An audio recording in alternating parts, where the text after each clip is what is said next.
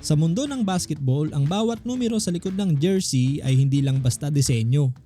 Ito ay simbolo ng pinagmulan, ng pangarap, at ng mga taong nagbigay ng inspirasyon sa isang manlalaro.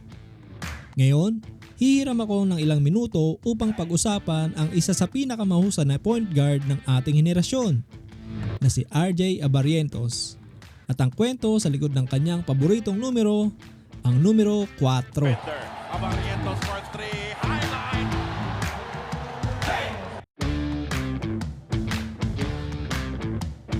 Bago natin busisiin ang kanyang jersey number, narito muna ang ilang mahalagang trivia tungkol sa kanya. Si RJ ay pamangkin ng PBA legend na si Johnny Abarrientos, ang tinaguriang The Flying A. Hindi lang sa Pilipinas, nagpakitang gilas si RJ.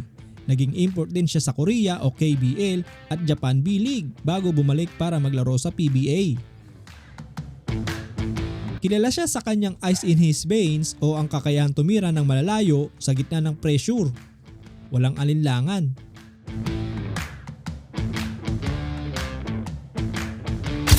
Maraming nag-aakala na baka paborito lang niya ang numero 4. Ngunit may mas malalim itong dahilan. Ang pinakahalatang rason ay ang kanyang tito na si Johnny Abarrientos. Sa buong karir ni Johnny A sa PBA, lalo na sa Alaska Aces, ang numero 14 ang kanyang dinala.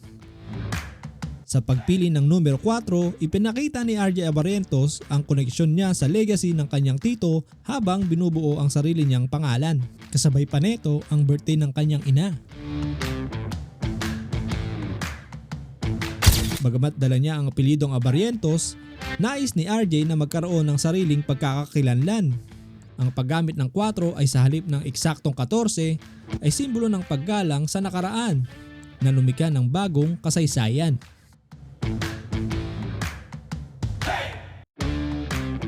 Sa ilang pagkakataon, nabanggit na ang numerong ito ay paalala rin sa kanyang disiplina at sakripisyo.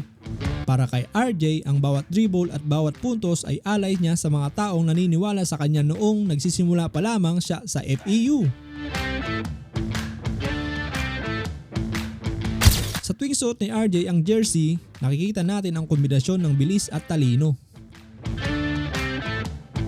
Para sa mga fans, ang numero 4 ay naging simbolo ng pag-asa na kahit gaano kalaki ang kalaban, basta may tiwala ka sa iyong ensayo at sa iyong puso, kaya mong manalo. Sa uli, ang numero 4 ay higit pa sa tela at tinta. Ito ay kwento ng isang batang nangarap, nagsumikap, at ngayon ay tinitingala na ng marami. Ikaw, sino ang paborito mong player? Nais mo bang malaman ang kwento sa likod ng kanilang mga jersey number? I-comment mo lang sa baba at susubukan natin gawan ng kwento ang kanilang numero sa ating mga susunod na talakayan.